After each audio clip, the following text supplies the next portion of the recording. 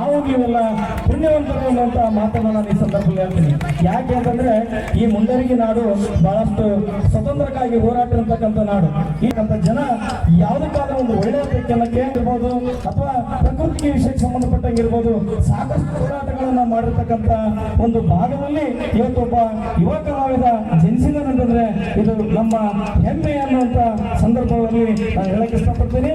ಅದರ ಜೊತೆಗೇನೆ ಇಂತಹ ಒಂದು ಕಾರ್ಯಕ್ರಮಗಳ ಮುಖ್ಯ ಅತಿಥಿ ಸ್ಥಾನ ವಹಿಸಿಕೊಂಡಿರ್ತಕ್ಕಂಥ ಎಲ್ ವಿ ನಾಡಗೌಡ ಸರ್ ಅವರು ಹಿರಿಯರು ನಿಜವಾಗ್ಲೂ ಕೂಡ ನಮ್ಮ ಮುಂಡರಗಿ ಭಾಗಕ್ಕೆ ತಮ್ಮದೇ ಆಗಿರ್ತಕ್ಕಂಥ ಜೊತೆಗೆ ಈ ಕಾರ್ಯಕ್ರಮಕ್ಕೆ ಆಗಮಿಸಬೇಕಾಗಿರ್ತಕ್ಕಂಥ ಶ್ರೀಮತಿ ನಿರ್ಮಲಾ ನಾಗರಾಜ್ ಕೊಡ್ವಳ್ ಅಧ್ಯಕ್ಷರು ಪುರಸಭೆ, ಜೊತೆಗೆ ನಾಗೇಶ್ ಹುಬ್ಬಳ್ಳಿ ಉಪಾಧ್ಯಕ್ಷರು, ಇನ್ನು ಜೊತೆಗೆ ನಗರ ಪುರಸಭೆಯ ಎಲ್ಲ ಪಂಚಾಯತಿಯ ಸದಸ್ಯರನ್ನ ಜೊತೆಗೆ ಮಾಡಲಿಕ್ಕೆ ಆಗಿರ್ತಕ್ಕಂಥ ಎಲ್ಲ ಹಿರಿಯ ಪತ್ರಕರ್ತ ಬಂಧುಗಳಿಗೆ ನಾನು ಮೊದಲದಾಗಿ ಒಂದು ಮುಸ್ಸಂಜೆಯ ಶುಭಾಶಯಗಳನ್ನ ಈ ಸಂದರ್ಭದಲ್ಲಿ ತಿಳಿಸ್ತೇನೆ. ಹಿಂಗಾಗಿನೇ ಈ ಒಂದೆರಡು ಮಾತುಗಳನ್ನು ಆಡಲಿಕ್ಕೆ ನಾನು ಇಷ್ಟಪಡ್ತೀನಿ.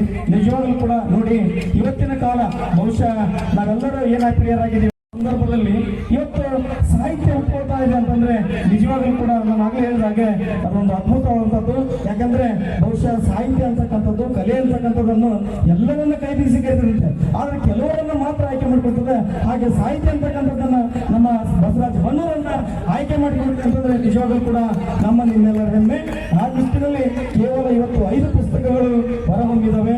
ಇನ್ನು ಮುಂದಿನ ನಿರ್ಮಾಣಗಳಲ್ಲಿ ಇನ್ನೂ ಸಾಕಷ್ಟು ಅವರೆಲ್ಲ ಈ ಒಂದು ಪುಸ್ತಕಗಳು ಸಾಹಿತ್ಯ ಹೊರಬರಲಿ ಅಂತಕ್ಕಂಥ ಒಂದು ಆಶೆಯನ್ನು ವ್ಯಕ್ತಪಡಿಸ್ತಾ ನಿಜವಾಗ್ಲೂ ನೋಡ್ರಿ ಏನಂತಂದ್ರೆ ಈ ಒಂದು